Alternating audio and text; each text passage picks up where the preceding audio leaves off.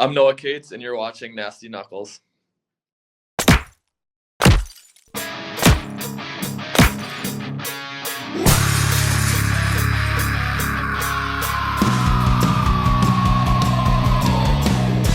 listening to Nasty Knuckles, the Hockey Outlaws podcast, with your hosts, Derek Nasty Settlemyre and former Philadelphia Flyer enforcer, Riley Tocchet, as they go behind the scenes with your favorite NHL players.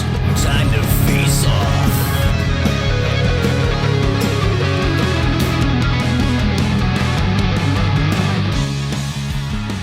All right, welcome back. What's happening, Nasty? What's up, Rick Aurelia? What are you doing in the old green room there? The pink couch and the nice plants and the Simba and Mufasa painting. Did you paint? Did you paint after That is a not few, my creation. No, this is just an adjustment mushrooms? to adversity. No, Few- no mushies there. Speaking of mushies, how about that video I sent you of Mike Tyson just crushing 4 grams of mushrooms? Did you see that? Did you see that yeah, thing I sent you? yeah, on the podcast. Yeah, just 4 like grams? the guy's like, "Oh, this is just like your daily dose." I'm like, 4 grams, dude. I mean, that's got to be an Dude, I'd be extremely inward experience. on Pluto, man. You'd have to be calming me down. I would not be I able guess to do so. That is not 4 normal. grams. That's not normal. That's not normal. That's not normal, I think boys. Tyson's on another level, anyways. So He is. He's taking 4 grams as a daily supplement. It's like a microdose, but 4 Gs. So Listen, get the I'm day not. rocking. I don't want to fight him over it. If he No. wants to do it, if he wants Really to do don't it, want let to him be do doing it. Nah, not going near that man. No. But Nast, I mean, this setup here is just a little adjustment to the adversity I was facing with the Wi-Fi issues. I understand. So I had to bust your chops. I know. I wouldn't expect anything less. Exactly. Here we are. I got the mics. Here we are. Figured out. You figured that out. I mean, to 199N, we're good. Hey? Yeah, right. I don't like when we're not. I don't like when we're not together. I don't like when we're not together. Anyway, it's not the same. Not the same. Next week. That's what happens in the podcast business. Like sometimes you just gotta do what you gotta do. That's right. But anyway, yeah, I'm like here working this morning. I like finally look over my phone. You're like, yo, we're going today. I'm like, what? With our guest, he got back to you late last night, and as everyone knows, you're in bed by 6:37. That's right. I don't get the memos till the morning, like 4 a.m. I get it. I know. And you're not awake till like 9:30 a.m. So then I don't get a response till 10. Then we got our guest on at 11. You understand that I'm up before that because I have to get Elvis on the bus and everything else. And I'm just busting. I know you are. He's a handful. So no, he's actually pretty easy. But anyway, man, jumping in, what crazy, well, it's the best time of the year to me, playoffs, but some other news before we touch on the playoff situation and we get to our guest here. Rick Tocchet turned down Vancouver. So he is I guess a free agent, if you want to say. Obviously he can go wherever he wants. A lot of speculation, that he's in talks here. Don't know that for sure. I have texted with him, but not asking about that, just shooting the shit a couple days ago. But anyway, he's available. Mike Sullivan and the Pittsburgh Penguins decided to kind of part ways. And to me, that's interesting because of the fact that Sid's still there, Malkin's still there. They're older players that are still the guys putting the points up, which, everybody talks about. They're older. We know that, but those are the guys that are still, kind of making it happen. Obviously, they haven't been in the playoffs in a while. I think Sully wants to move on probably to it. They're going to have to rebuild. And I think Kyle Dubas said that this week, yesterday or the day before. That would kind of, I don't want to say surprise me, but it makes me wonder more than anything, not even who they're going to replace him with, but does that have any impact on Sid?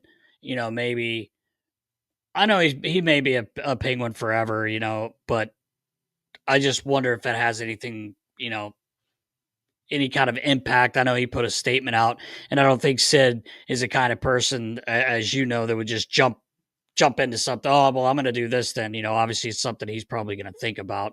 But if you're talking about a rebuild, does Sid want to stick around for that? Like Malkin, like you could probably get some serious pieces if some of those guys are willing to move, and maybe obviously keep some contract on a couple guys. But anyway, your thoughts on Talk, first of all. Well, I'm not surprised. I think there was something going on there when they didn't have him sign the option or remove the option off the table, putting it into his court. And then he chose not to. Obviously, he's either got something frying somewhere else, or he's just really just done with Vancouver and seeing how it plays out. But something tells me he's probably got something in the works. My opinion, I don't know. And then, the Mike Sullivan thing, I don't think it's a coaching issue in Pittsburgh, right? I mean, it sounds like Sid and these core guys love him. He's been in there, 10 years? 10 years, yeah. 10 years. He was second most tenured coach behind Coop in Tampa. Exactly. So to me, it's not a coaching issue. It's a personnel issue. I mean, Doobie's got to get rocking, and not that easy of a job to just start filling, these holes and these voids. But to me, that's what it is. I think it's probably time for Mike to move on and just enter a new situation, a new experience. I think it wears on you, obviously, as a player, certainly as a coach, when you said it, they're in a rebuild, whether they just announced it 2 days ago or not. I think that they've definitely been aware that they're in some level of a rebuild. So, depending on who they bring in, I don't know if that affects Sid and Malkin's situation based on the personnel, but it could very well right? Obviously, they had great relationship with Mike Sullivan. Time will tell, but that era seems to be closing up on several different levels. We'll see how it all plays out for both Mike Sullivan and the rest of some of these core guys with the Penguins. Yeah, for sure. And then Quenneville's name, supposedly, in Anaheim, maybe that he was even offered the job, and I don't think he's answered. I could be wrong about that, but I believe that's the case. So it'll be interesting to see. I'm interested to see what Talk wants to do, if he just wants to get out of coaching. He's so competitive. I have a hard time thinking that.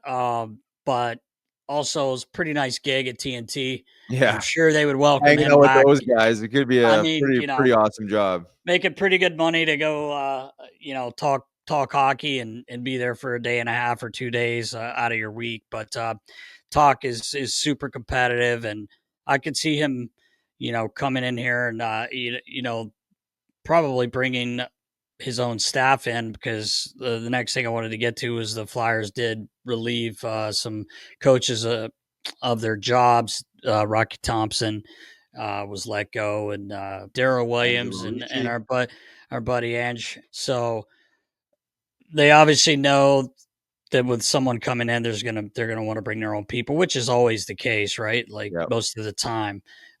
So it'll be interesting to see what Talk does and what the Flyers are doing. Like we joked around before, I guess last week or the week before, like, what's on Danny's radar. Like he said at his year end, well, we haven't gotten there yet, but I can guarantee you it's night and day for him, like trying to figure this out. So, and it's an important decision at this point in time for the Flyers, like we spoke about last week, but we'll see. We'll see, buddy.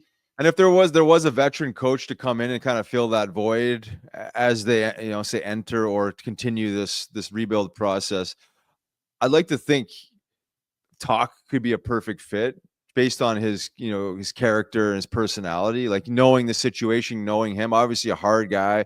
He's tough. He means business. He wants to win.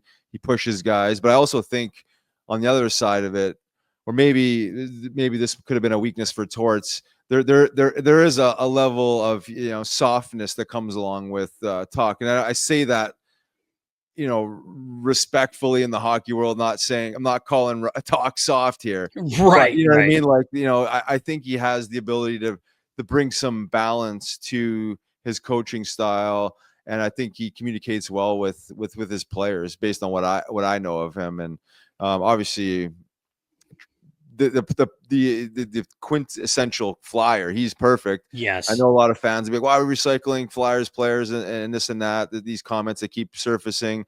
I'm not sure Talk falls in this category of just like a Flyer retires and we're just going to hire him just to give him a job. This guy's paid his dues in every which way. He knows the game. He watches a ton of hockey, even when he wasn't coaching. He knows what it takes. He has the identity piece figured out. Yes. So, I mean, would he be a great fit? Absolutely. And then I look at the Phantoms. We talked about Lappy. I know there's always going to be criticism from every which angle. The Phantoms are on round 2. Whether this actually plays into the potential of Lappy even being a candidate at this point, I'm not sure. But they're having success down there, at least through round 1. They seem to be buzzing, playing well. So we'll see how that plays out. But again, we don't know. I mean, I don't know anything. We're just speculating here based on potential candidates to fill this void for, I would say, 2 or 3 years at least. Right. So. Yeah, no, and the word you used there was perfect. The balance that I think a guy like Talk, and we spoke about this, I think last week, just when we were shooting the shit about some of these coaches, is he's a lot like Chief, like, as far as, again, the word you said, balance, like not all players respond the same way. Talk's not a soft guy, we know that. But there might be a guy you got to put your arm around once in a while and not coddle him, but also not bury him. Hey, look, like, you got to be better here. And if you're not, you're going to be sitting or you're not going to be playing. And I think he's got that, he has that in his personality for one. But you're right. And to your point about Lappy as well, like, there's another guy who has paid his dues. He's a player's coach. He's going to push you. He's going to demand, like all coaches should, and every player should want their coaches to demand. But it's that word again, balance. Like, I love that because that is exactly what you have to have these days. Players are different. We know that. We kid around, and then some people are like, oh, it was such a different game back in the day. Well, yeah, it was. Every sport evolves, right? Like, everything changes, but you have to have a coach that is willing to do that, right? Right. And Yep, I think exactly. those guys, I think both of those guys do that, and other guys too. I mean, but we'll see. It's kind of a fun time to see what's going to happen here moving forward, especially with the Flyers. So, and like you said, Lappy, they swept up on Wilkes-Barre there and to finish them off quick. It's only a 3-game set, but you got to win them, and they won both games. They're buzzing. Our boy, we go down and see Jad. He throws up 2 points each game. He's got 4 helpers, but the whole team seemed to have a really good first 2 games there in the playoffs, and I believe they start tonight. With Hershey. So pulling for Lappy and the boys, man. Great group of guys. So yeah, absolutely. Just piggybacking off what you said there, the games evolve, and the coaches that are still around in the league have had to evolve, right? I mean, long gone are the guys that are 100% hard, and there's no there's no balance at all. It's just like the fear-based coaching, the threats, all that stuff, or the mind games. Both Talk and Lappy carry a lot of the same attributes. They're demanding. Right, they're both hard. Played harder style games, obviously tough as nails. But from what I know of both of them, they're open door policy. Like, well, obviously most coaches have, but very approachable, right? I mean, if you have something to get off your chest, they'll be the first one to say, "Sit down and let's have a chat." They're not going to have this chip on their shoulder and avoid or ignore. How some coaches have. So it just it shows you like the progression of evolution. When it's not just the game itself, but the coaches that are in the game now are teachers. They're more teachers than anything, right? They're good communicators, and they really do care. Not that some of these other guys don't care about their players, but they really do really care about their players and their situation. So we'll see. We don't know. We're speculating again, but just wanted to talk to the Yeah. character of these guys and, just the energy that they bring night in and night out. Right. Yeah. And another key word is communication. You have to have it, Mhm. right? Like, and we Gotcha. heard from some players this year, maybe that there was some lack in communication some points. Now that could have been the player thinking that, and that's not the case. We don't know that, but we have Right. heard that before. So that balance and communication and all that stuff, it comes into play in today's game. So we'll see what happens, bro. That's it. We Patience, have Matt. that's right. Patience. We have a team eliminated. Took 5 Officially. games officially. Carolina eliminated the Devils, and I tell you what, they won Game 5 at home last night in Carolina. I have never seen a more dominant overtime in my life, and I kept saying to my son Elvis, Jersey's going to get one because it was like 16-1 in shots or something like that. It was Insane. Right. crazy. Mm-hmm. And I mean, New Jersey's decimated with injuries. They were missing like 5 guys. Like we mentioned that last week.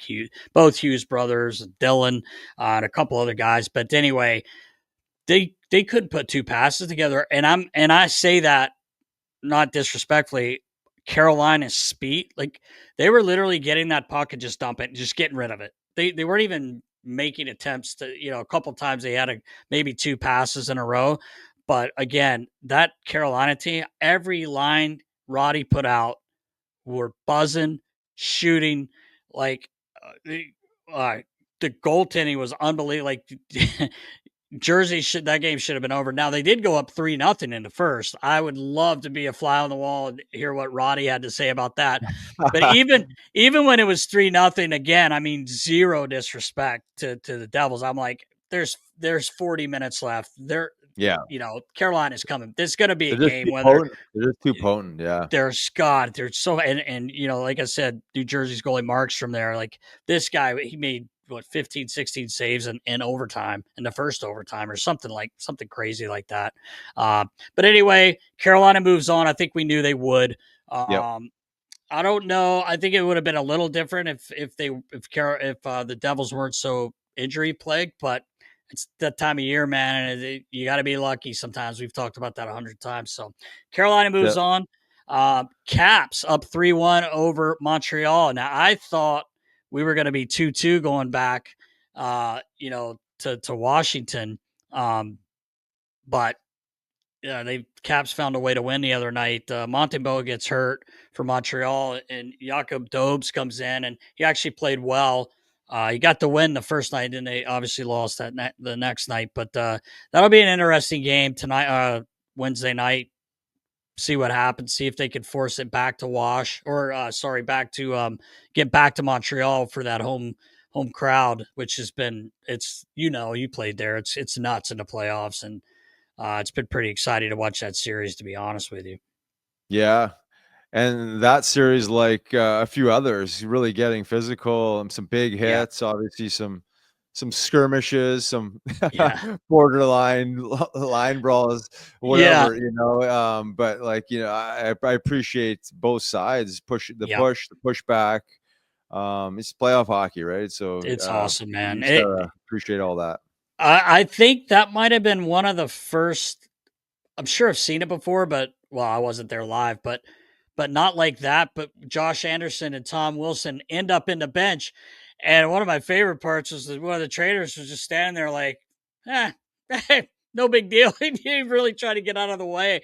But I was like, oh boy. And I wish I knew who Tom Wilson was talking to when he was doing like the cry. Oh, are you going to cry? Are you going to cry? Yeah. I wish I don't know who that was pointed at, but it's like you said, playoff hockey makes it, you're just more engaged. You're almost up on the end of your seat, like waiting to see what's going to happen next, and just makes the series so much better. Oh yeah, and that escalated so quickly too. Like, you're just like, that escalated quickly. Quite like that.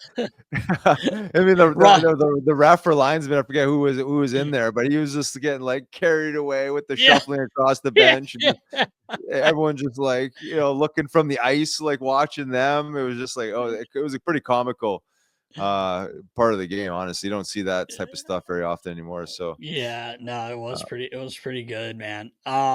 Toronto, they're in one. Headed back They're to in one. Ottawa. They're up 3-2. I saw Stoley talking to the media last night, and he was just like, "Hey, look, if you would have told us at the beginning of the series we're up 3-2, we basically held serve here. That's what you want." But tell you what, Ottawa's played well this series, man, and we talked about this earlier. They could have won one of the first two games there as well. They've played Allmark. He was lights out the other night, so be a real interesting game in Ottawa, Game 6 here. Yeah, and you said, I thought like the first two games. I hate to say this, like looking back in hindsight, like I would say Ottawa maybe outplayed Toronto, and then Toronto found a way to win. And then last night, I would say at least early in the game, Toronto had their chances. Tavares gets a breakaway, kind of fans on a little bit. I think Austin Matthews hits a post later. They outshot them, what it was by country mile. They're halfway through the game.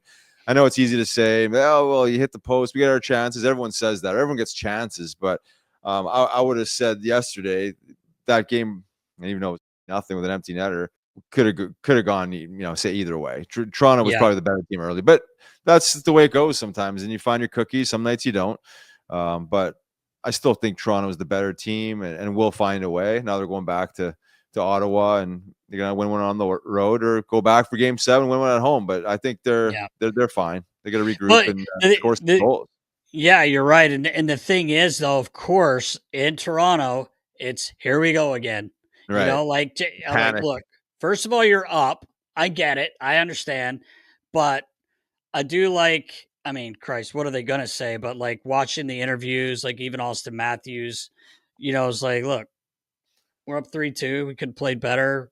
We got to go finish it. Like not here we go again. Like let's, take care of business. And that's what Chief's saying. Chief probably said what you just said. Look, we didn't play that bad tonight. I think he did actually say that. I didn't mind the way we played. It just we didn't score, and they finally they beat Stoley last night, who's been amazing, and that's probably why they're up 3-2. Obviously, he's played so well, but they got a couple empty netters last night. I think big game tomorrow. Toronto, Ottawa will be interesting because Ottawa's going to come out, throw the kitchen sink at them. I mean, they're going to be buzzing. Kachuk's Brady's going to be running around like an absolute madman. But we'll see. Florida, talk about interesting series. Jesus. Oh my gosh, right. They're up 3-1, and I thought Tampa was coming on there.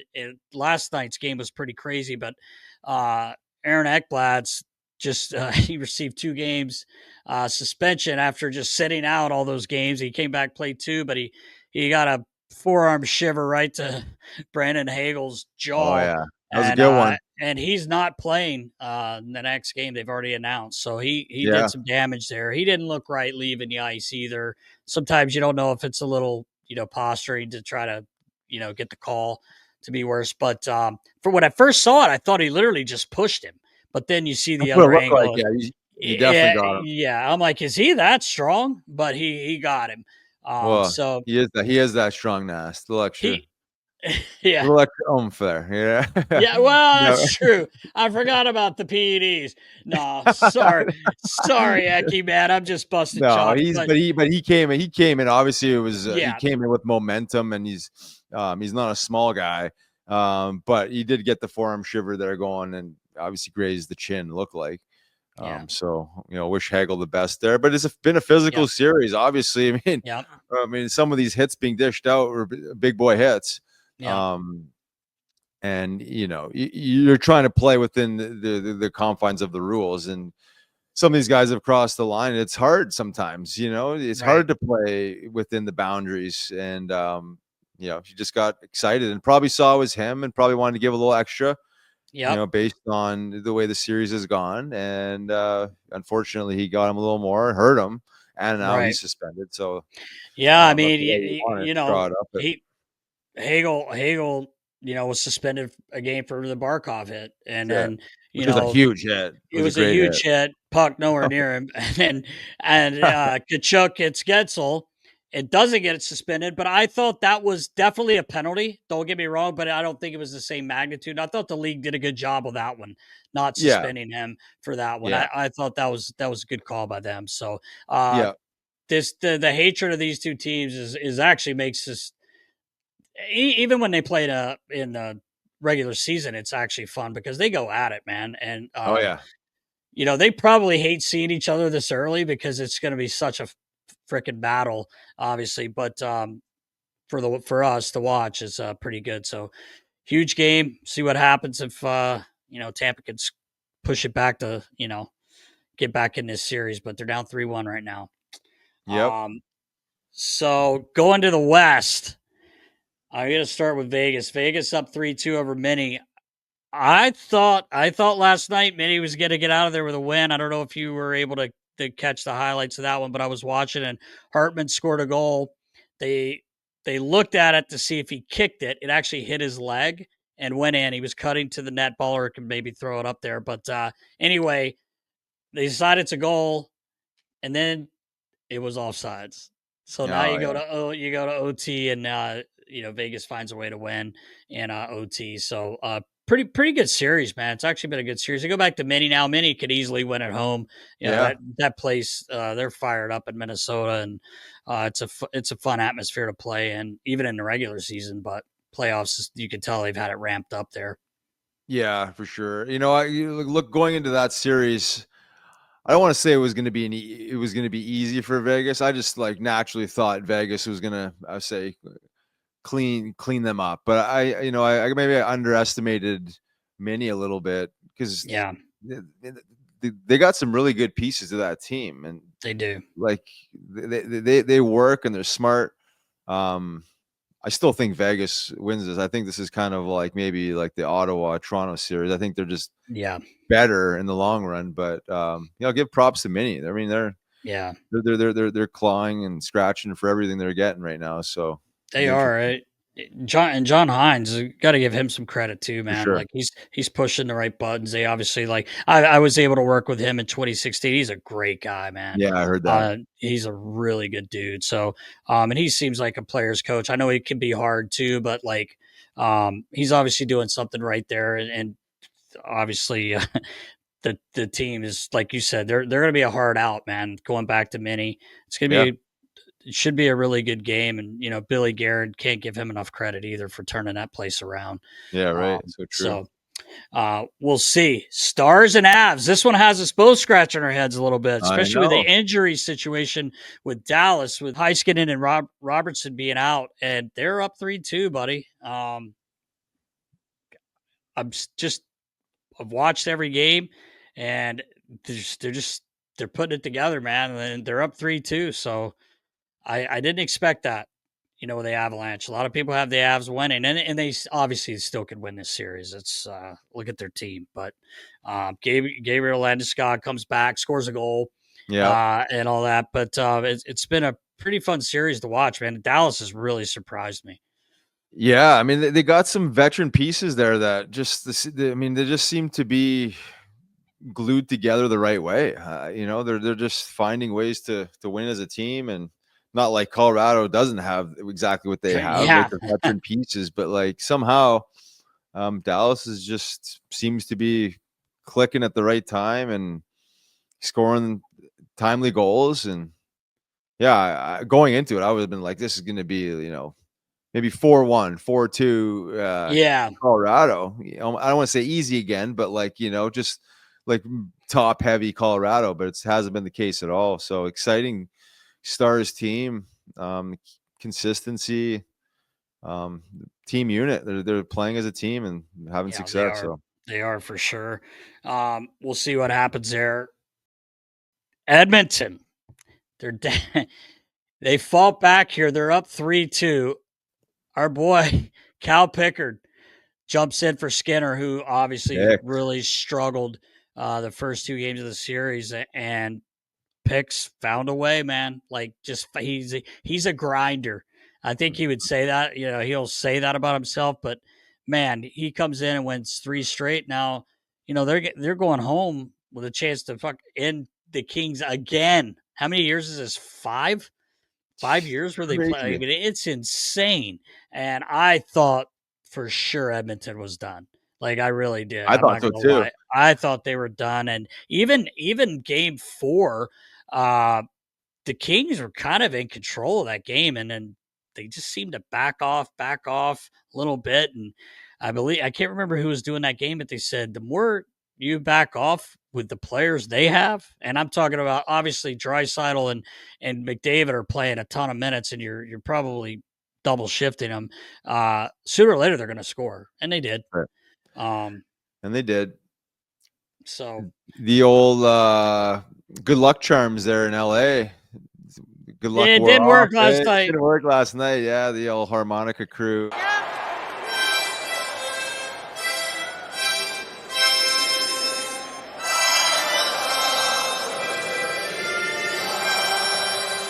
Rolling in the red carpet, slow-mo videos, like pump up.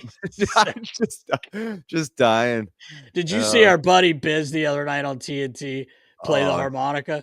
He's never played it a day in his life, and but he sounded pretty good. The guys were dying, man. It was so funny. But you know what I really think turned this series around was Shaq Hyman. Shaq Hyman, oh man! Shaq Hyman came into the studio, everything changed. Everything changed, man. How did he get that helmet on his head? Dude, he didn't. It was sitting on top. It was like at least it was sitting on top there. How did even that happen? I mean, it was. I loved him. He goes, "This is the sound I make. It's squeaking. His shoes are squeaking." I'm like, "No, that's a basketball sound." But oh my god, it's so good, so good when he jumps in there. Him and Charles, they do it a lot. Obviously, they're in the same studio, doing the playoffs. But anyway, we'll see what happens. And I saw real quick. One of the reporters was asking Leon Draisaitl about Corey Perry. Yeah. Great comment. This guy just, he does have an impact. Every time you watch Edmonton, there's something. It could be him just being a dick or he's in front of the net. I think a lot of times Paris is in front of that net and creates a lot of shit for goalies and may not get a point out of it, but he's so important, right? Yep. And, Draisaitl basically said, I think this guy could play till he's 50. He's so smart. He has an impact on every game, and he does. He is a prick, and we know that. And, I say he's a prick to play against. Yeah. Like, you love a guy like that on your team, but, man, does he have he just always has something to do, with the game. Totally, yeah. And I like the way Draisaitl said it, too. I think a couple of the words he used, like he said, he had a unique way of keeping himself relevant, or however he put it. It was unique. The word unique was used because obviously Draisaitl's style and McDavid's style is certainly different than Corey Perry's style has ever been. Like he's been greasy since the day he was in the league. And before that, right, he was a scrappy, hard-nosed guy around the net. You find creative ways to score. And like to your point, get noticed. Like even if he's not scoring, he's making it hard on the opponent, the goalie, the defenders. But that was well said, and he is intelligent and unique that he's able to find a way to stay relevant this stage of his career, and he said it accurately too. He could play till he's 50 if the boots could keep up. If the boots that's really what goes, right? The body's ability to keep up with the mind and the creativity piece. So, nice to see. Obviously, a high-end player like Draisaitl speak about his veteran teammate like that. And it just shows you the depth that they do have. And exactly. It's great. Great to see. It'll be interesting to see if the Kings can pull out a win on the road. They're not very good on the road normally. They were the best home team in the league. So we'll see. Now, you just got back from the PEG. Place was just going nuts, huh? The city itself was. Both games were in St. Louis, and I know when you were there. Yeah, bad luck. yeah, exactly. But it's 2-2. The Blues looked really good the last two games, and I didn't think they looked that bad in Winnipeg. But here we go again with Connor Hellebuck. Everyone's I don't know if I want to say I don't think he's hitting the panic button, but let's be honest, like. That was the big discussion, right? Him in the playoffs. He just hasn't had a whole lot of luck. Right now, he's sporting a 4.24 goals against, which isn't the best, obviously. And, 817 save percentage. That's That's not ideal to win, especially in the playoffs. And then on the other hand, you got Jordan Binnington, who has won the cup. Obviously, just came off the Four Nations win, and we joked about him. If there was one game you want a goalie, he's starting to become that guy for the Game 7 in St. Louis. I know that's 2 games, but the Four Nations, that big gold medal game. And his goals against right now are 2.29, and his save percentage is over 900. I think it's 907 or something. So if you're looking at it that way, St. Louis, man, I don't know. They got a shot here. They're obviously headed back to Winnipeg. And I did want to mention Cam Fowler as well, man. 8 points. Yeah. They picked him up right before the outdoor game from Anaheim, and he's played unbelievable there. And I think he's got a goal and 7 assists, but he's had an impact on every game. Yeah.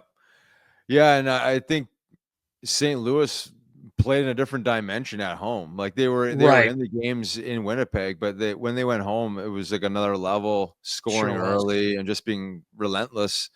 The Jets just couldn't match the intensity, it seemed like. And again, like the Hellebuck thing, I understand, like the numbers don't lie. And like going into the season, it's been questionable about, the playoff performances. Again, at least the last game there, I'm not sure it was all his fault. I mean, there was some coverage issues there, and some interesting, I guess, scenarios that played out. And yes, you do need a save. I mean, you definitely could use a save there early, but I think collectively is more the conversation, at least the way I see it. It's not totally a Hellebuck issue.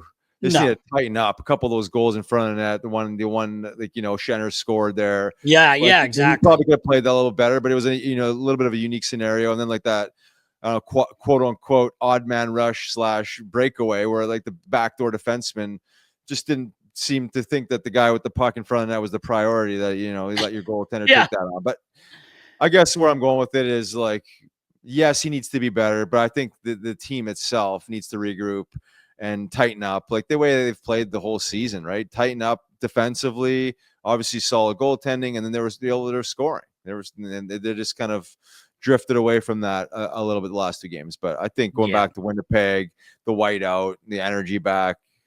But we're in a different scenario. It's best of 3 here now, so we'll see. Yeah, it's best of 3. We'll see what happens. But either way, it's been entertaining, and be fun to see how these last few series.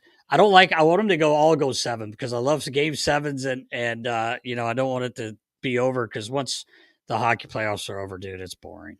Like, let's be honest. I can't. I'm sure the NHL loves the 7-game series too. Oh yeah, I'm sure. In the end, the boys will too, with the paychecks. Yeah, right. And the bonuses. You make the more games, obviously, more money's coming in. But we'll see what happens, buddy. Yep. Exciting times. I got to tell you, I was named, Riley, as BKFC Ice Wars head equipment manager. Congrats, Nast. Thank you. Yes. Well deserved. Our boy Charlie. Yeah, I know, right? But Charlie Nama, I've been talking to him a lot. Who's in charge of this, the Bare Knuckle Fighting Championships. David Feldman jumping in with Charlie with the Ice Wars here. We have the Battle of the Border coming up June 14th at the Soaring Eagle Casino and Resort in Mount Pleasant, Michigan. I'm going to be there putting straps on the helmet, sharpening the wheels. But if anyone's interested in that area or even wherever with tickets, go to bkfciw.com, or you can go to etix.com. And I'll keep throwing up things on social about it. But pretty excited, man. It's a really cool thing. And now it's on ice. I don't want to say it's just, I think it's better for the guys, the guys than the synthetic. But this is the whole lineup is Canada versus USA. Man, look out! Yeah, so we'll see. Any openings for fighters, Nast? They need extra fighters. They got a lightweight division. Do you want to jump in there? Welterweight, buck 65. I don't know. I'm sure they would love to have you, but you've moved on. No, thank you. I'm looking at a couple of those. Those fights back in the day. I'm like, got no interest, Nast. Got no interest. You mean that's not I'll be fun? watching from over here. I know. With the goggles on. I'll be Oh right man. there. But I gotta be props there. to all those guys, all those fighters, man. It takes Yep. a lot of courage to step in there, and obviously a strong mind. But you know, the guys that are willing, hey, get after it. Some money to win. Some money to win. Conor McGregor be there jumping around. He's fired up. Backflips. Oh yeah. Ripping boy holes in his suit jacket from just Yeah. overcompensating from his aggressiveness. Yeah, exactly. Now, Nasty Marasti be in the house. You know, he's one of the promoters, and our buddy, our good friend AJ Galante. Like, this whole thing's really coming together, man, and it's blowing up quick.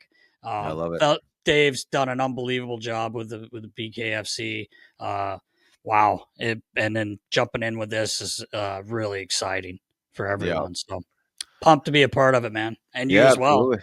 Yeah, no doubt. You're gonna do great there, man. They're gonna love you and keep those blades nice and just up. Get I'm the trying. leather straps. You gotta That's what I'm. some leather straps there. Yeah, I can't believe this. I'm kidding when I say that, but I can't find anyone that makes them anymore because there aren't a whole lot of fighting. But you know, not as much where guys that have to wear those probably get chirped pretty heavily if you wear some leather straps these days. But I was like, I got to be able to find them somewhere. So if anyone does know someone that makes them or where they are, shoot me a DM. Let me know. D-Nasty World. Because I'm trying to find them and if I can't find them, I will put them on the helmets so they don't, because they have that issue. You know, guys are like tugging on each other, and I'll be fixing helmet straps the whole time, which is fine. But if we could find some leather ones, that'd be ideal. Maybe you got to get into the basement, your little lab there, and start. I might, start cutting some leather and start sewing some stuff together and building your own line. Yeah, I might have to. Straight up for the Ice Wars Bare Knuckle Fighting Championships collab. I might have manufacturing some Settlemyre skate sharpening. That's it. You do it all. Full package. The real deal. Might have to. That's right. All right, Nas, we're ready. You ready? $199? Can you believe that? No, I really can't. It's crazy. Either. It's crazy. Noah Cates. Thankful.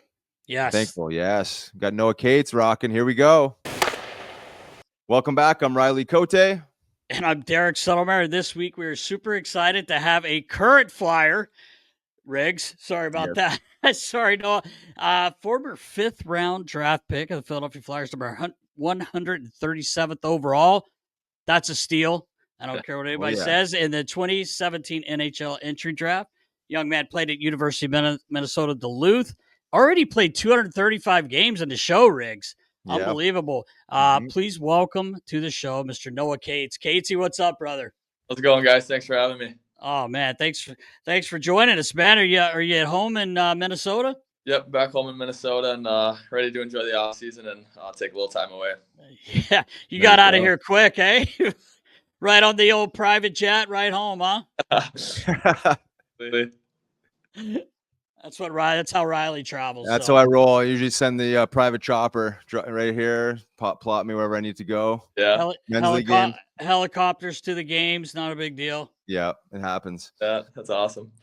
How has the off season been treating you? I know it's been short lived here so far. You getting some rest? Yep, a lot of rest. Nothing too crazy. Just been hanging out, seeing some friends, seeing some family. So, pretty far away back in Philly. So nice to get away during the season. But when you come back, it's nice to see family and friends and just kind of hang out. So getting a little bored. So a little kind of itching to work out or do a little something. But you need this time. It's such a long season to just grinding away every day and skating. So definitely nice to be off the ice for a week or so here. For sure. And how long are you going to drag out how long are you going to enjoy the rest and the relaxation portion of the off season? Yeah, probably another week, maybe 2 weeks here. Won't skate for a while, but probably start working out or doing some light stuff in a week or two. So it's nice, but you get a little itchy when you start doing so much every day, and then you kind of come back and you start sitting around. So just kind of do whatever it takes to make your body feel good and your mind feel good. But it's obviously sometimes a little rest and sometimes just, doing something different like biking or, something fun like that. Yeah. Nice. So necessary at the end of the season. And as far as your body's holding up after the season, how is the physical body? How's Yeah, the shape? it's great, honestly. Yeah. Probably one of the best I've felt after a season, both mentally and physically. Obviously, I think the mental side's a huge part of it too. Yeah. Whether you have a good season or a bad season, just kind of staying, even keel and kind of going through your season and the necessary things you need to do. Obviously, rest is the biggest one kind of after the season, but then just kind of seeing what you need to work on and kind of being excited for the summer and kind of what you need to do, and then obviously getting ready for training camp and next season. That'll obviously start in a month or two, but kind of just going through that process of what it takes to get ready for another season. Yeah, that's awesome. You mentioned quickly the mental side of it too, which is so important. We talk about that a lot, especially Riles. It's kind of his thing, but your confidence this year was very apparent. And I know that the season maybe didn't start the way you wanted, as far as you weren't in the lineup, which was kind of a surprise, honestly, at the beginning of the year. But your line, I mean, we talk about it on the show weekly. To me, your guys' line with obviously with Tyson and Brinker there. Man, you could see it, even if you guys are on the road, we're watching on TV, you could feel it coming through the TV. Just the confidence, the way you guys have kind of gelled. You guys are like three Sedines out there, man. You know where you're at. I'm kidding. I'm not getting carried away. I'm just kidding. But just the way you guys play for one another, it obviously you play a really good 200-foot game, and those two are learning that as well.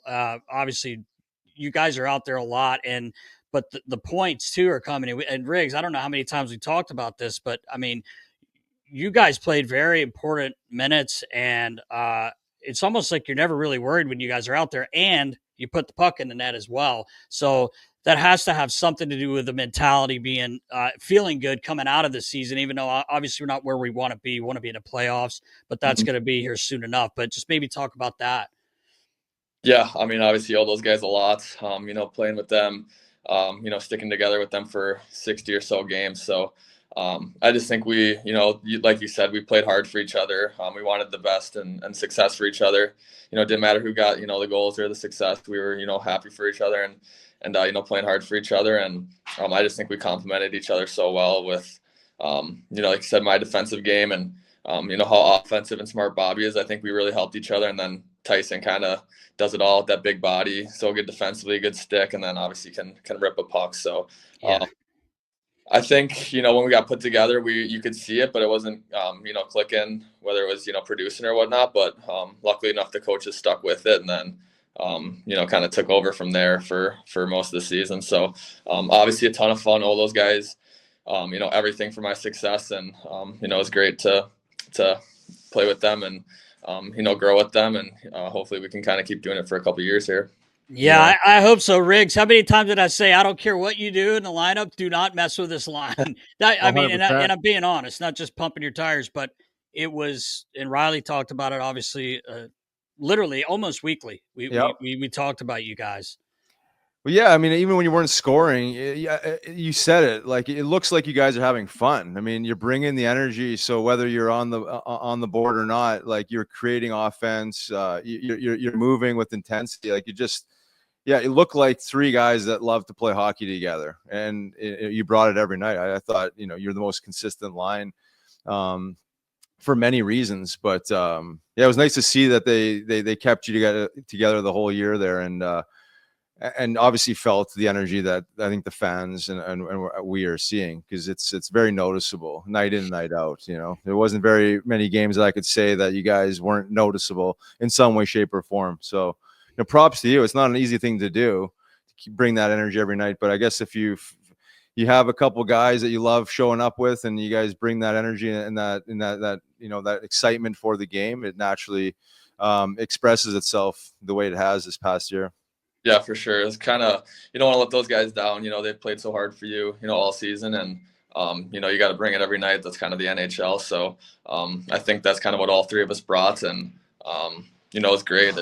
It didn't feel like 60 games we were together. It felt like just every night it was a new night and a new challenge, and we were up for it, whether it's defensively or offensively, and obviously just a ton of fun to play with those guys and always be around those guys. I just laugh every time I speak with Bobby. I just start laughing because it doesn't matter what I say. He just starts laughing. He just smiles and and even watching you guys on the ice when you say you score or whatever, and he's same thing. He's like laughing, smiling. It's he seems like every time I've been around him, he's kind of a fun person to be around. Yeah, A lot of the guys say that about him. Definitely, yeah. Him and Tyson are two peas in a pod. They're pretty funny together. They have their weird, different little things. Sometimes get a little annoying, but better than being, kind of a little slow and monotonous. But obviously, just great energy, great chemistry with those two, and just so fun to be around. Yeah, I wanted to bring up too some of the guys, talking to them. They were and I heard it in the news as well, but you were brought in as part of the leadership group, and that's saying a lot. And that had to kind of excite you, and anytime you're part of that group, you're all important in the room, all 24 guys, but that says a lot about you and what the coaches and the management think of you. Yeah, for sure. I think, kind of like you said, starting the year, not playing, and then at the end of the year being in those meetings, just a huge step for me, huge, year turnaround, whatever it is. So obviously really proud of that. And then obviously just a huge honor to be, in those meetings and, kind of have a voice for the team or for kind of how, I'm feeling or how I think, maybe the younger guys are feeling. I'm kind of the younger guy in that group and can maybe more relate or talk to those guys and voice, how we're feeling or what they're saying. So, it's an honor, but, leaders need to have a responsibility to do more. And, I'm ready to take that. And, I kind of have done that, in college or whatnot. So kind of for me and, something I like to do and would like to take another step with. Nice. Yeah. Can you talk to the mindset? I mean, starting off the season and you weren't in the lineup there. I think maybe last year you'd played 59 games. The year before you played a solid 82 there. Had to have been a disappointment, but obviously, it seems like the way you're wired, you took it the right way and you ran with it. I mean, can you talk to just like, how that started off for you, the mindset and maybe what you adjusted or maybe just kept with and stuck with to kind of allow yourself to have success? Yeah. I just kind of had a funny feeling something like that would happen. Just, knew the season before, didn't kind of go my way, got hurt and just kind of the production wasn't really there and just kind of lost my game a little bit. So kind of had a feeling, with, some younger guys that got some games and whatnot. So, I stay positive, obviously. And it's an 82 game season. It's such a long season. I knew I was going to, get my shot and, try to work my way up the lineup. And, when I kind of, found some confidence and a line, I was thinking, I'd take it and run with it. And, it'd help my mindsets, make every game more important and every, shift, whatever, more important and, just stay dialed in a little more. So I definitely just kind of took the opportunity or kind of the humbling, experience and kind of just made it, focus my mindset and, just kind of get ready for my chance and take it when I got it. Nice. And was there anything that you had to adjust or did you adjust or was it just kind of like, let's just get back to what I know to be, the foundation of my game and just double down on that? Yep, definitely that. I think, going back to, after my rookie year, I think, trying to take another step or, trying to kind of get away from my game, be a different player. And, that kind of maybe led to being off for that season. So I think, kind of this off season and going into next year, I've seen, having a successful season and kind of whether it was lack of focus or, trying to getting away from my game. And then obviously like this past year, having a kind of a tougher year and, really solidifying my game, playing my game and sticking to, how I play and have success. I just feel like mentally I'm in a really good spot and, I've experienced a lot, seen a lot and, ready for another good year and, not getting away from what brings me success. Cause like you said, I played 200 or so games. I know what that is now and, kind of just got to do it every night.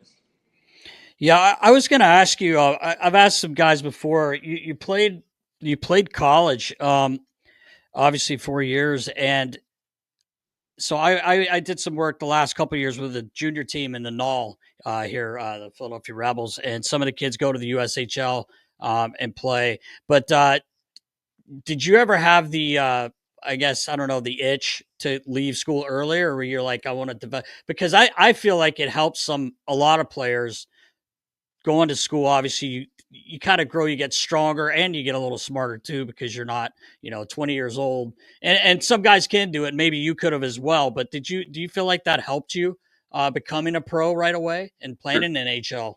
Yeah, for sure. I got drafted out of high school, went to the USHL, went to college. So kind of my development to, getting to the NHL, I really just wanted to take it one step at a time. And what was it? So my junior year it's kind of funny. My junior year, I kind of had a bad year. It was the COVID year. So we only played like 30 games, but I had to move to center just for whatever with the team, and just kind of had a tough year, kind of struggled at center. And just with COVID and everything, it didn't feel, right leaving college, not having fans and, Right.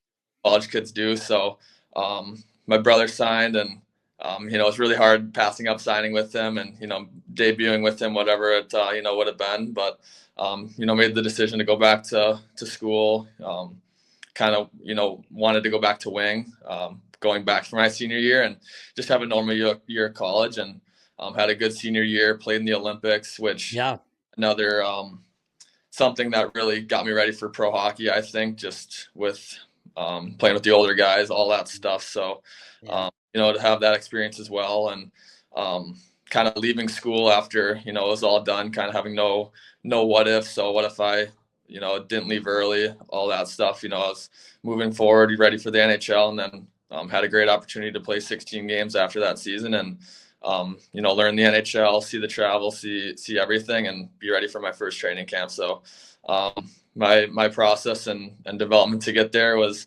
kind of a long road, but, I didn't skip any steps, didn't, rush it at all. And I think that's kind of why maybe I haven't been, down to the AHL, and been ready physically, been ready mentally for, all these hurdles and obstacles. And just, slow and steady kind of won the race for me, honestly, with getting to the NHL and, being ready for it.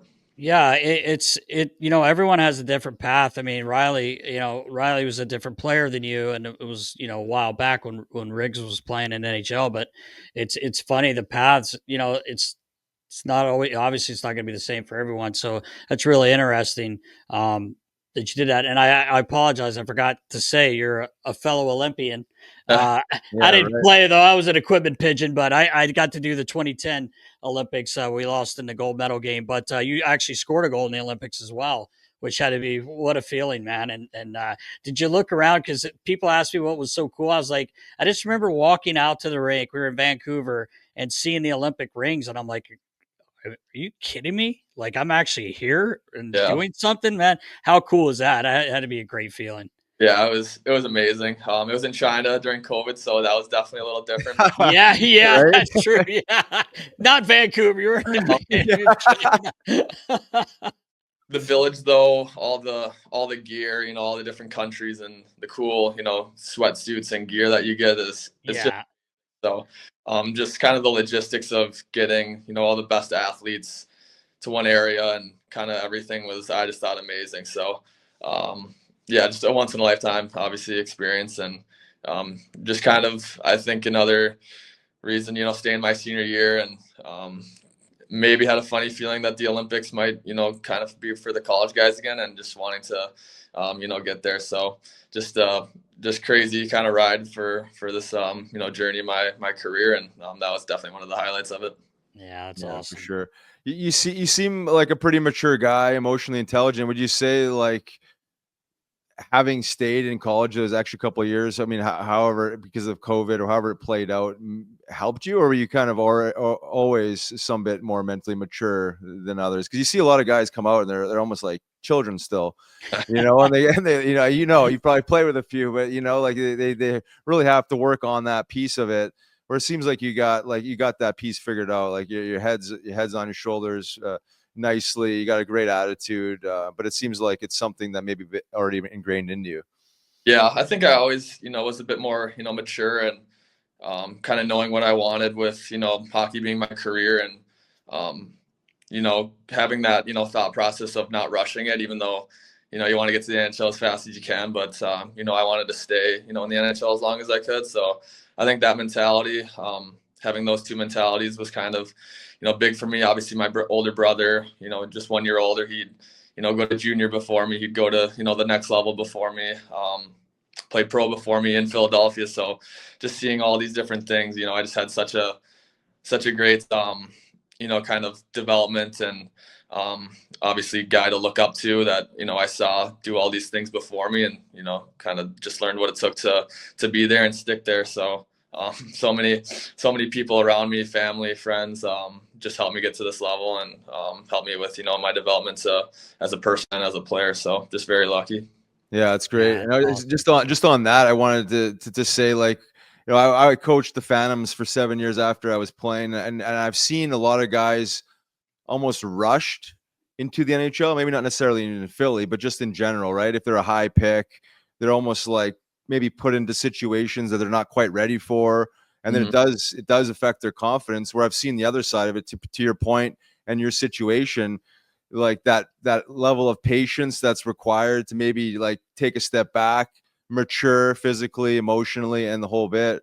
And then when you do get your shot, it seems, not want to say easier, but you seem more comfortable quicker because like you've matured, you're a little more seasoned, because it could work against you. I've never seen a guy where being patient and waiting a little longer affects their long-term progress versus rushing them and the opposite being true. Yeah. I've seen that a few times now. So maybe just talk to that quickly before we jump into with your brother there a little bit. Yeah, I just think, you can't be too overcooked with, experience or strength, whatever it is. So just playing it out. I think honestly a huge part of it's for these kids is, playing juniors compared to just rushing to college. I think that might be a bigger stepping stone than, rushing from college to the NHL. So just kind of step is so important, and getting the games, getting the developments, puck touches, whatever it might be for different guys, to be ready for the NHL, because it's not a developmental league. You don't practice the second half of the year. You don't get to work.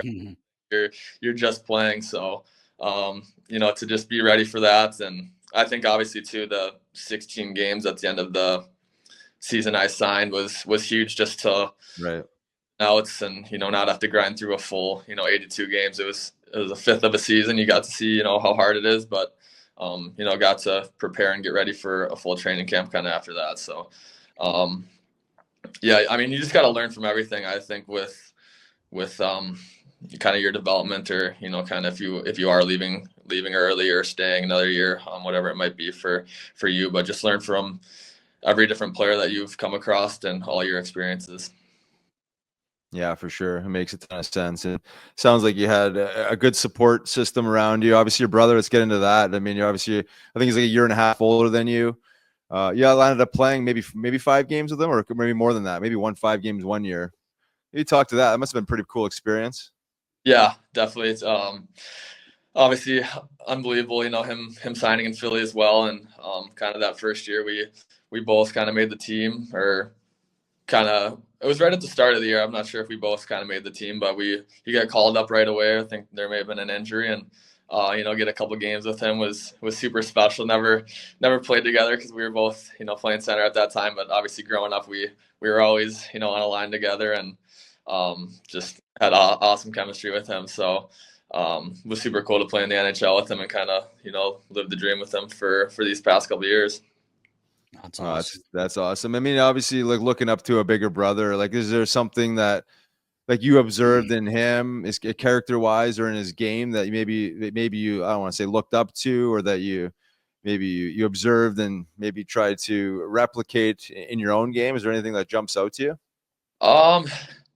Yeah, definitely as we got older, just how smart he is and different things like that. Watching him at center, all these years, I was always the wing, with him. But I think we really complemented each other growing up. So we were kind of a little bit of opposites. And then, now both being centers, I think we're both, such smart players. And different things like that. But it's just great having, a guy you can work on anything with. A lot of times it's just us on the ice and we're, passing each other pucks and just helping each other out. So just to have a guy that's on the same page as you, doing the same things and, grinding away with you has been so helpful, these past couple of years, to get to this level. And then especially at this level, kind of having a guy that, you trust and, will help you and is looking for you and your success as well.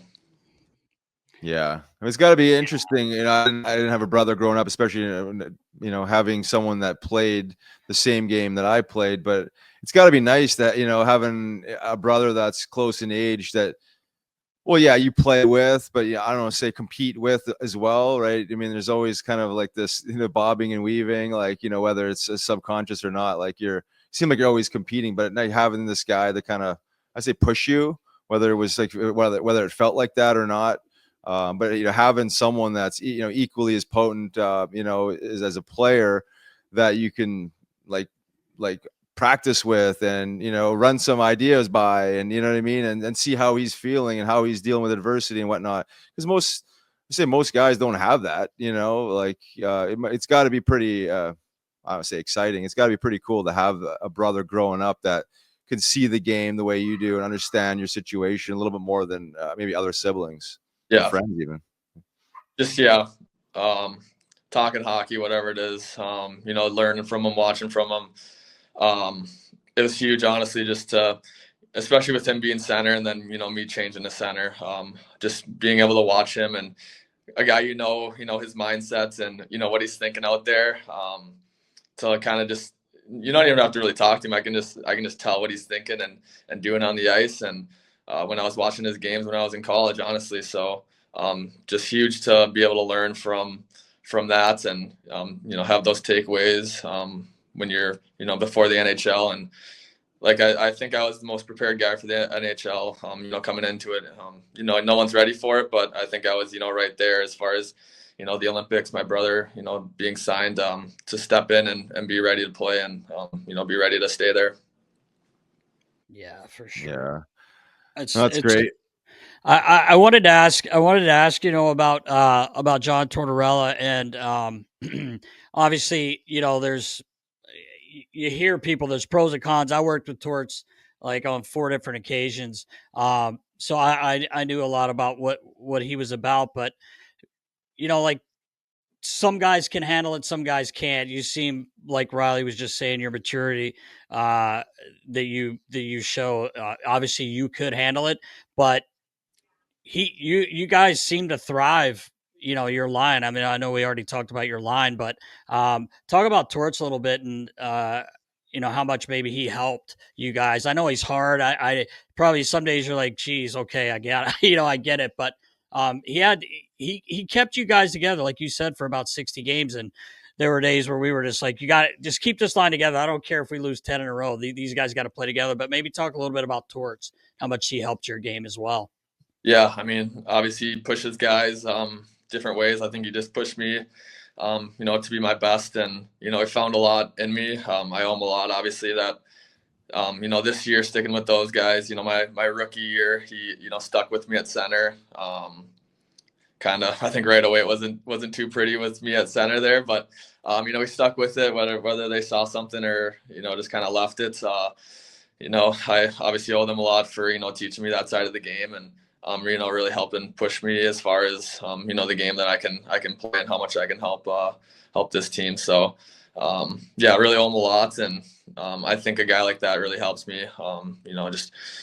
Not much needs to be said, between us. I know, he thinks highly of me and, he expects my best and he knows where my standard's at. So, a guy that doesn't need to say much, but, when they know where my standard's at and when it's not being met, I think that's what pushes me the most.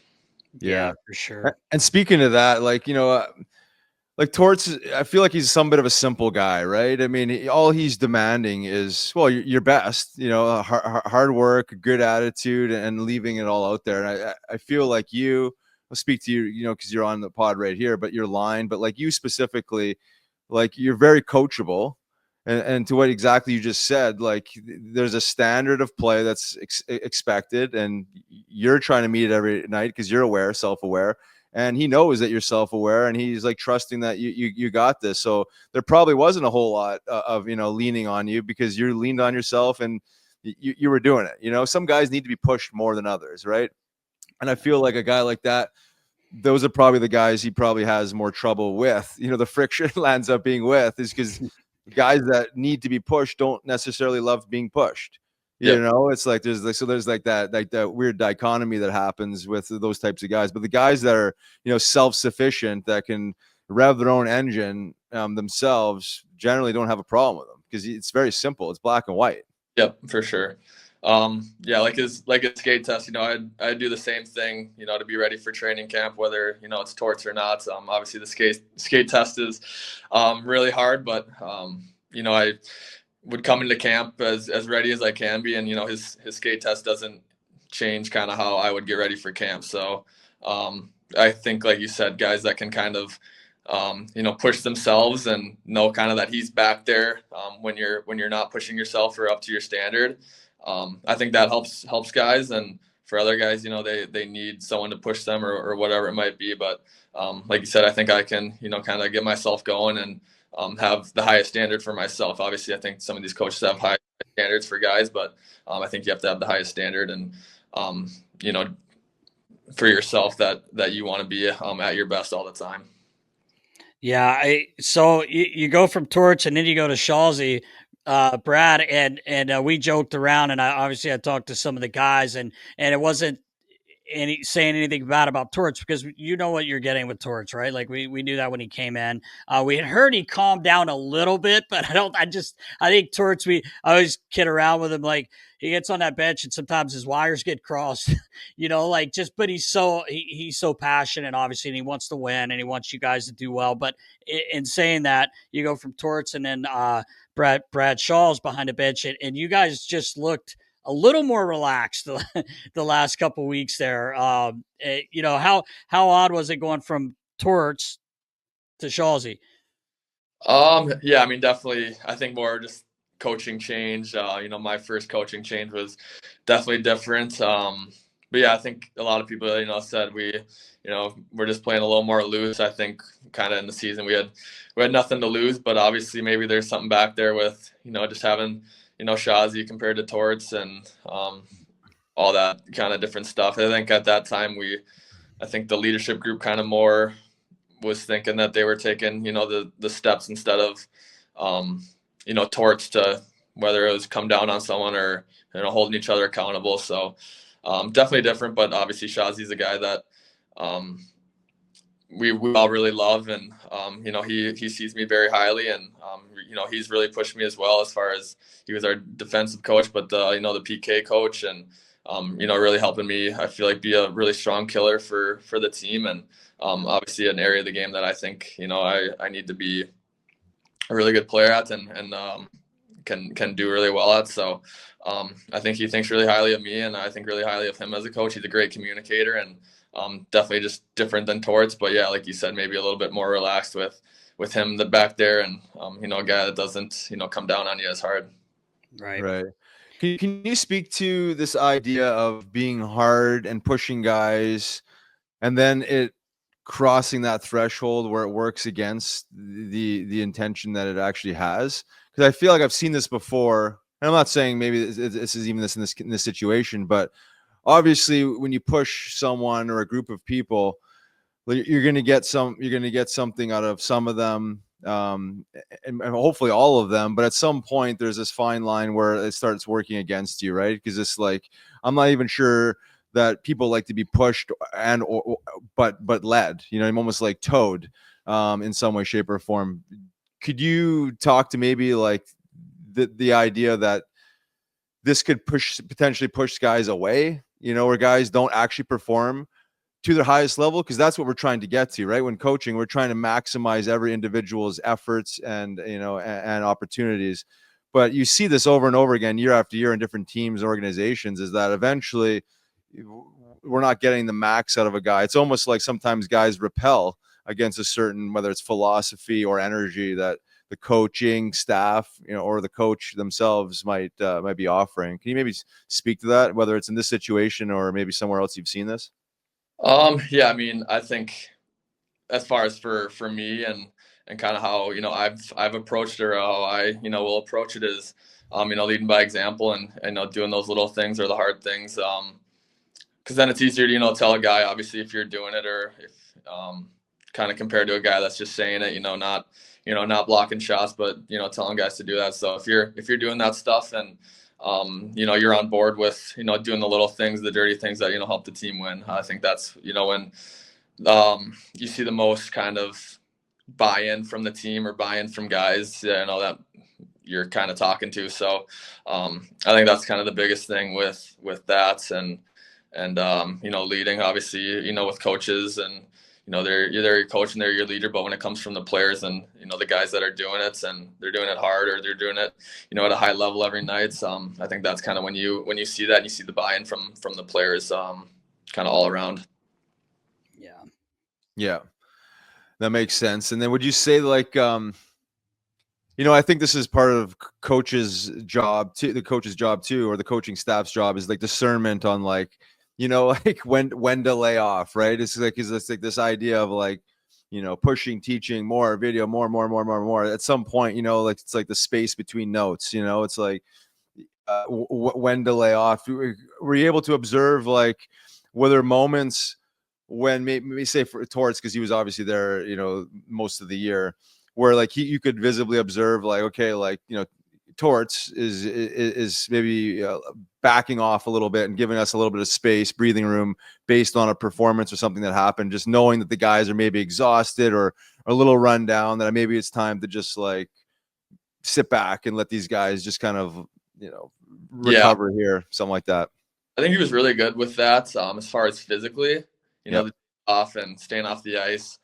I think he was learning a little bit, as far as, the mental side, and, wearing on specific guys or different things like that, with, talking to them and whatnot. However he, talks to them or approaches them. I think he did a good job with me, with him speaking to me and getting to me, but, maybe with other guys, they're different with how they, need that and approach that. And, I think he wants to learn, he wants to know his players and guys, but I think, with some guys, there was maybe a disconnect with, how much he was leaning on them and, talking to them, saying stuff to them. But as far as the physical side, the days off and, the lighter practices or the harder practices after, a day off or whatnot, I thought he was great at, and the staff is really good at. So, but yeah, obviously you just kind of, you got to know your players as well as you can to see, kind of what helps or hurts a guy. And,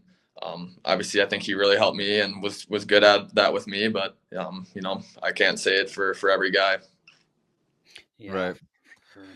To talk to the chemistry in the locker room, like from like an outsider looking in, it seems like you guys really have some good chemistry, some really good guys in that locker room. It seems like you guys, like, outside of maybe the results of the team, seems like you guys have got a nice thing going on internally there. Like, you guys got along, well, at least what it appeared like. We've been to a few practices in the locker room a few times.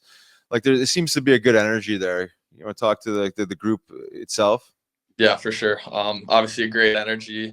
Just so much fun coming to the rink every day. It's a long season, and you really need that, the camaraderie and everything like that. So we have such a good group of younger guys, and then older vets that, help guide us, help lead, some of those younger guys. And they're obviously, a lot of fun and, good with the younger guys, but kind of, a little more serious or whatnot compared to some of the younger guys at times. So I think the chemistry and kind of the balance is really good. And kind of the guys like me, Tip, we're getting a little older, so we kind of gotta, take that next step as far as, in the locker room and on the ice. So I think we're in a really good spot, just kind of as we get older here, we need to, take the next steps. And I think a lot of the next steps for this team are, obviously on the ice, but, off the ice with, being ready to go every night and kind of the mindset that it takes to, get us into the playoffs. Let's settle down with getting old. Hey, Ricks. Yeah, you're getting old. Yeah, Mid-20s. I are getting older here. No, but yeah. I know what you mean. Yeah.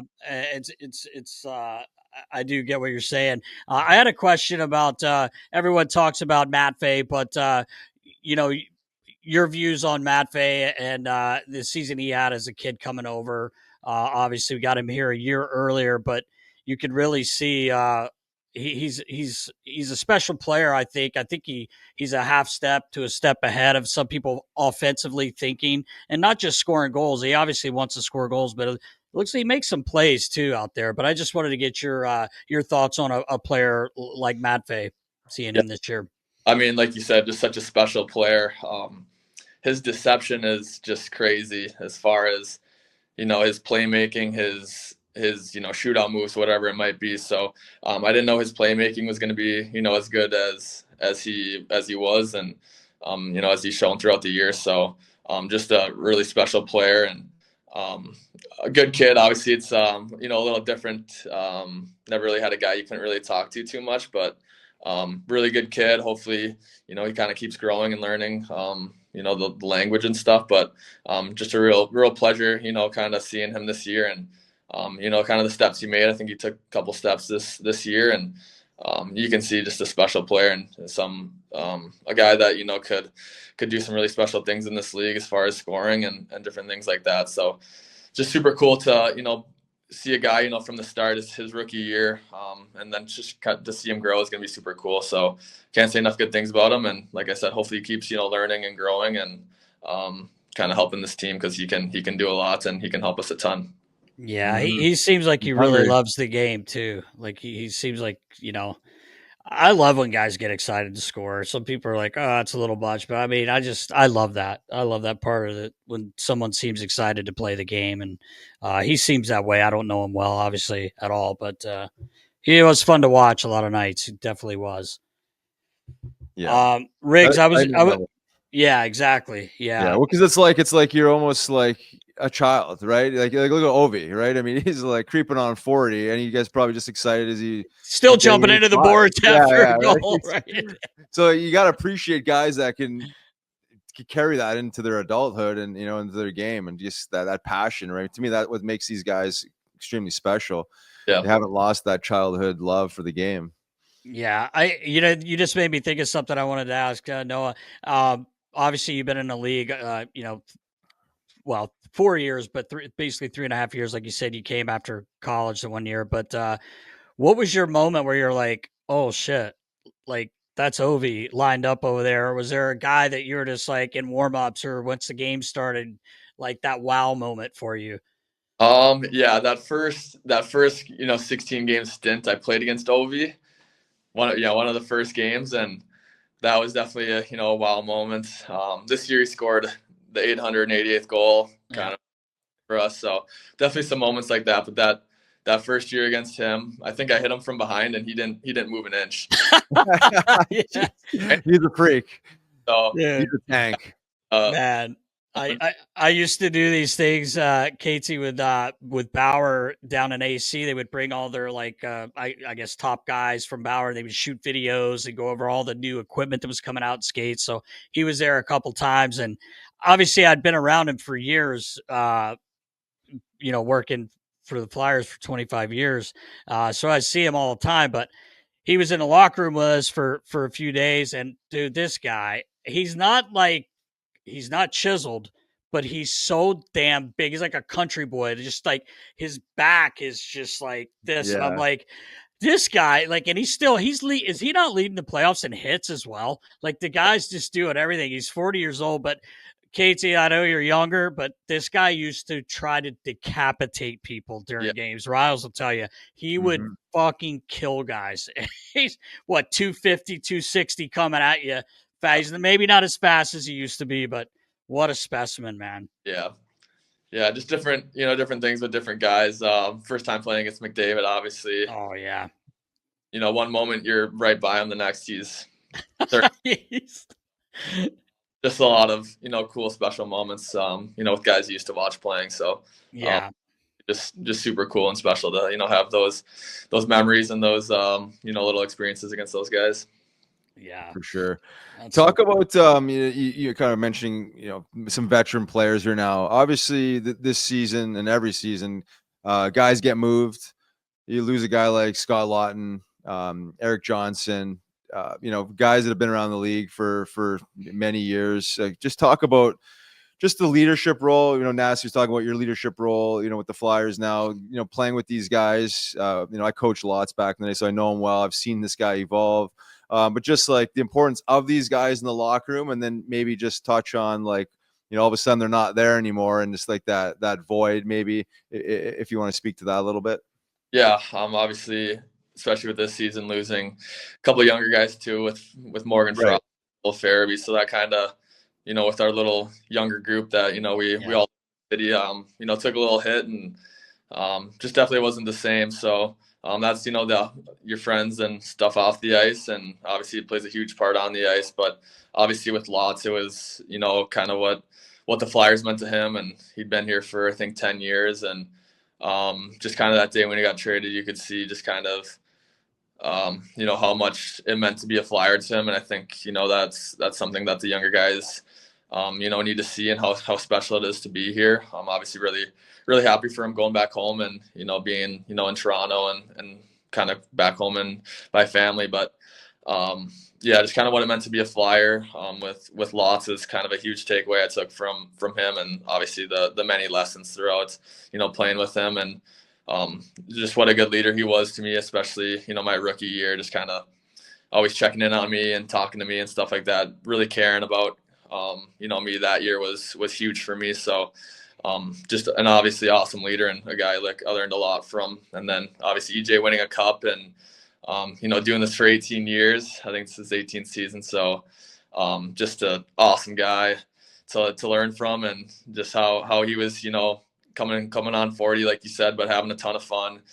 His approach every day was just, kind of key to see for some younger guys. So like I say, kind of about these things, you got to learn from everyone that you play with, and have takeaways from everyone that you play with, because their story or kind of how they got there is different than yours. But if you can learn from them and have takeaways, it's going to help you in your career. But those guys and the younger guys too were definitely different to lose them, but guys that have shaped the Flyers and helped shape me in my career. Yeah, it's always tough, man. It was always, even for me, like being a equipment guy, it's just a tough time, man. Like, you might lose some guys, and like you said, they're a big part of your life, and especially like Beezer and Frosty.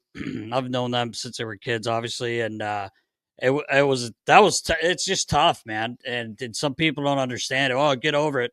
It's different when you're with guys every day. You go to battle with them, and they become a huge part of your life, but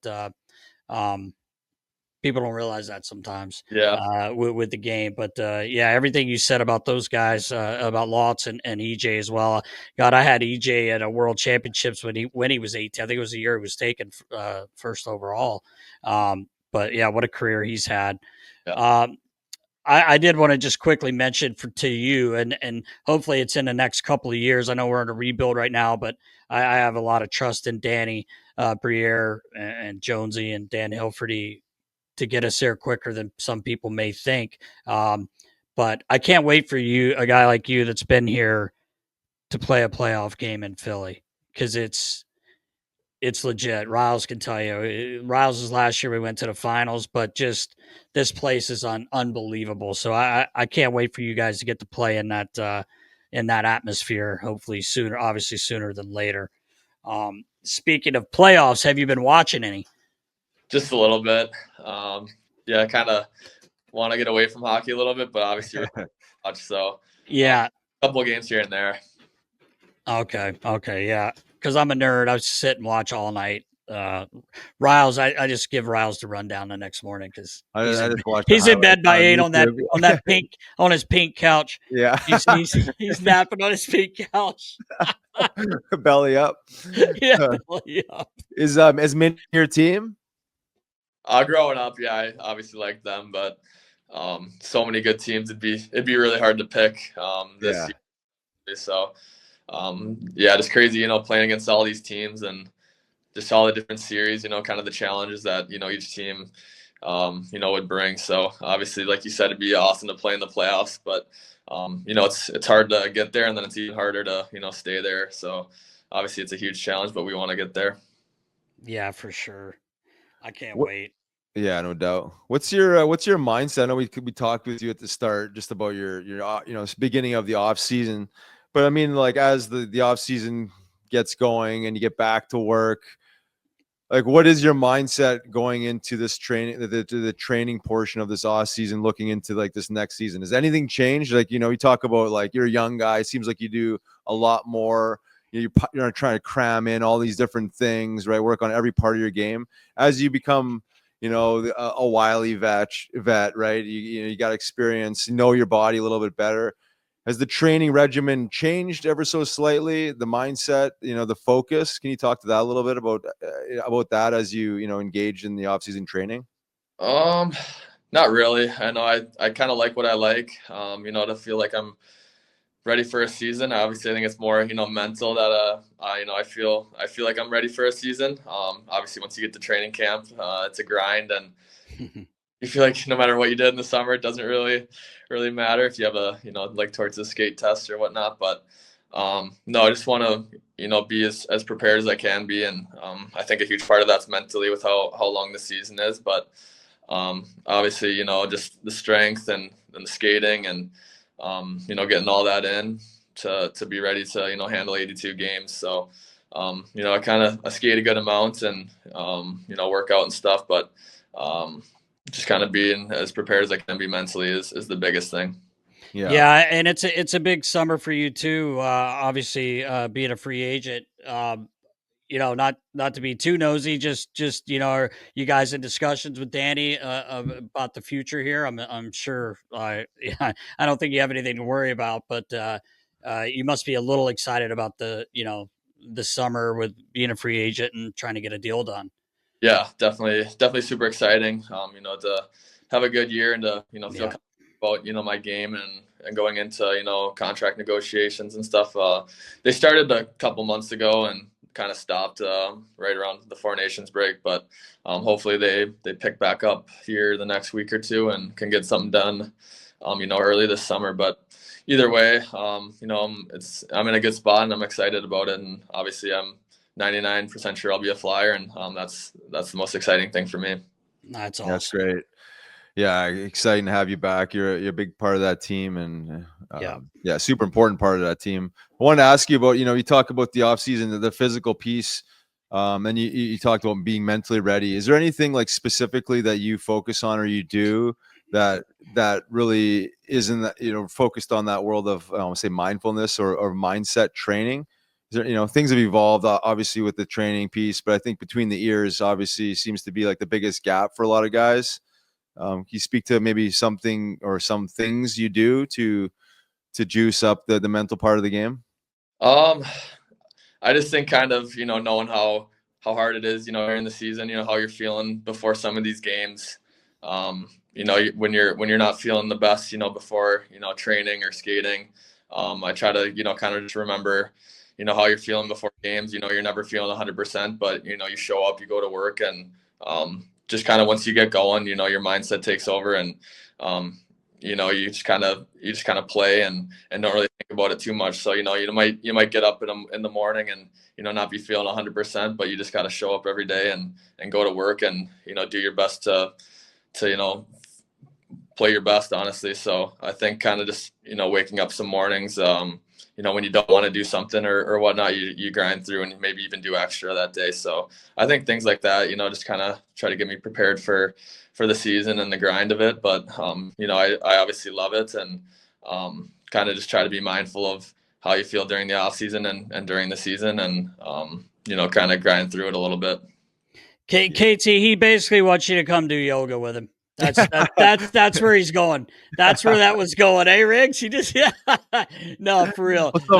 He actually is a yoga. I teach yoga. Yeah, I mean, meditation and mindfulness in general. I'm just curious on what guys are doing. Some guys are more mentally sound than others, right? And more emotionally intelligent than others. Some guys, roller coasters up and down and all around, right? It sounds like you've got a pretty, you got a pretty good, nice flat line there where you're able to notice what you need, maybe give yourself a little more extra, on days that you need it, a little more attention on days that you're struggling to get going. And, to me, like those things are super important if you already have them, right? But some guys don't have those, baseline, type of mental powers, right? It's like they need to be kicked in the butt, or they need some sort of outside stimulation or something to get them going sometimes, sometimes when the game or life gets stressful, they don't necessarily know how to self-regulate and get back to that baseline. So I just wanted to see where you seem like you got a nice grounded energy. So yeah, I think maybe that's just the way you are. Mm-hmm. Young and pushing myself, and I think kind of grinding and pushing myself is where I am now. And obviously in a couple of years it might be slowing it down and doing kind of those things that you were saying. But obviously I think I have a good grasp of it. But I like pushing myself and trying to be the best that I can be. And right now I think that's pushing myself pretty hard and kind of grinding away. But obviously sometimes I got to take a step back, take days off, and do those other things. But and obviously with time, as I get older, it'll definitely be more of that. But for right now, I enjoy kind of the grind and different things like that. Nice. Yeah, that's great. Knowing where you are and what you need is obviously a sign of intelligence. You're not quite like Peter Forsberg, just showing up right before training camp, bringing the wheels and haven't skated yet. Pop them on and get out there. Just go and be the best player on the ice. And it wasn't even close. Like, used to drive guys fucking nuts. Like his feet, he would wear his skates of size too small. Then we went up to the skates. He went up to the pro shop the one day and just got him a pair. I think they were 9.5, just right off the shelf, like men's league, and he goes on the ice and the guys were coming off after practice. He was unbelievable in practice, right? So he comes off the ice. The guys are like, yes, you got your feet fixed. He goes, I felt terrible out there. The skates are too big. I'm like, no, they actually fit you, man. But he was that good. That's how good he was. That's why Riles say he just show up and he was just good. Oh, yeah. He was just that good.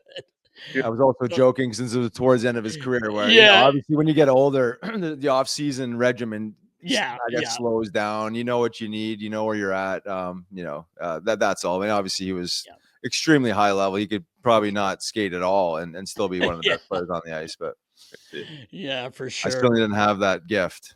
No. Well, I mean, Riggs, you had that left. Yeah, I had that left.